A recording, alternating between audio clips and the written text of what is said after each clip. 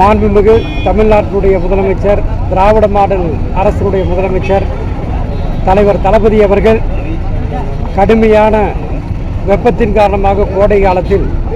மக்கள் மிகவும் சிரமப்பட்டு வருகின்றார்கள். ஆகவே திராவிட முன்னேற்ற கழகத்தின் சார்பில்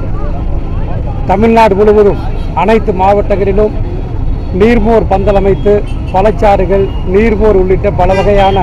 பழச்சாறுகளை வழங்க வேண்டும் என்று அவர் விடுத்த வேண்டுகோளுக்கிணங்க, ஆணைக்கிணங்க கோவை மாநகர் மாவட்ட திமுக சார்பில் இன்றைக்கு வரதராஜபுரம் சிங்காரல்லூர் இஎஸ்ஐ மருத்துவமனை அருகில் பிரம்மாண்டமான முறையில் நீர்மோர் பந்தல் அமைத்து மக்களுக்கு நீர்மோர் மற்றும் திராட்சை, ஓசாப்பழம் உள்ளிட்ட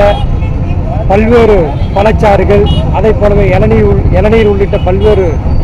குளிர்பதன பொருள்கள் வழங்கப்பட்டன. தொடர்ந்து கோவை மாநகர் முழுவதும் பல்வேறு இடங்களில் இதில்